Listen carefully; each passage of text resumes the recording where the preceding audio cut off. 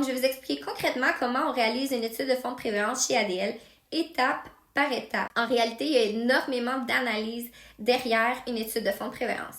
Donc, première étape, c'est le contrat et les documents. Évidemment, il y a un premier contact qui se fait, une soumission, etc. Une fois le contrat signé, on demande toute la documentation importante par rapport au bâtiment. Donc, les plans, la déclaration de copropriété, les documents du fonds de prévoyance existant, la liste des travaux qui ont déjà été réalisés, des factures ou même des rapports d'inspection précédents. Ça, c'est important parce que le plus d'informations on a au départ, le plus l'étude va être précise. La toute première vraie analyse qu'on fait, en fait, chez ADL, c'est l'analyse de la déclaration de copropriété. Pourquoi?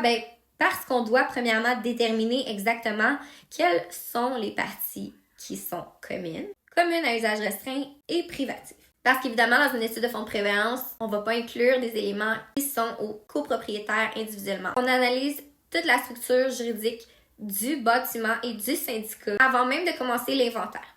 Ensuite, on analyse les plans du bâtiment s'ils nous ont été fournis. On regarde aussi le bâtiment sur Google Maps, des vues aériennes, des vues de la façade. Et on commence à sortir tous les composants communs du bâtiment. Par exemple, la toiture, les garde-corps, les balcons, les fenêtres, les portes.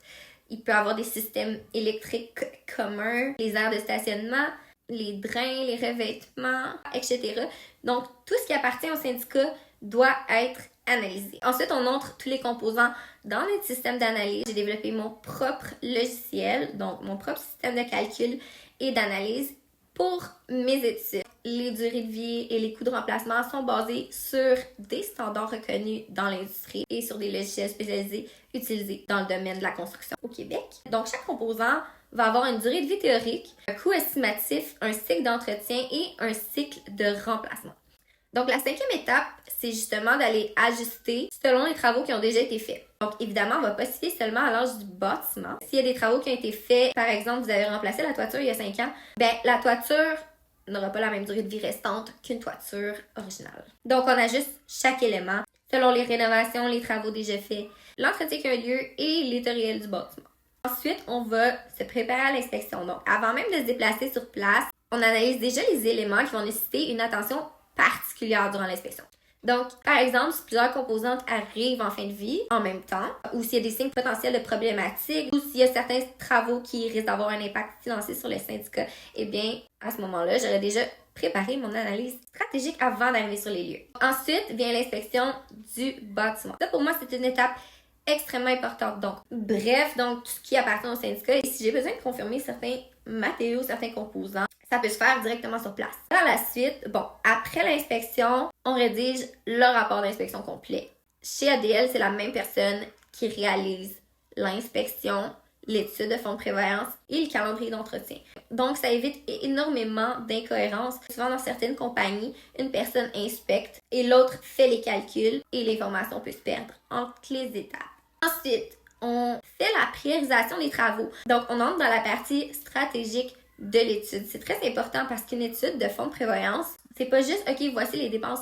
C'est aussi quand les faire, lesquelles prioriser et lesquelles peuvent attendre et comment éviter des cotisations spéciales énormes. Donc, par exemple, si 4 gros travaux arrivent la même année, on va analyser si certains peuvent être répartis stratégiquement. Ensuite, on ajoute aussi les réparations qui sont urgentes. Donc, les éléments qui sont liés à la sécurité, des problèmes structuraux ou qui menacent l'intégrité de la structure ou des éléments qui doivent être remplacés rapidement. Ces composants-là sont intégrés directement dans l'analyse financière du fonds de prévoyance. Donc, on crée plusieurs scénarios financiers. Chez ADL, on fait généralement un scénario de rattrapage rapide, un scénario de rattrapage moyen et un scénario de rattrapage à long terme. Donc, le but, c'est que le syndicat puisse voir combien il doit cotiser et quel scénario correspond le mieux à leur réalité financière.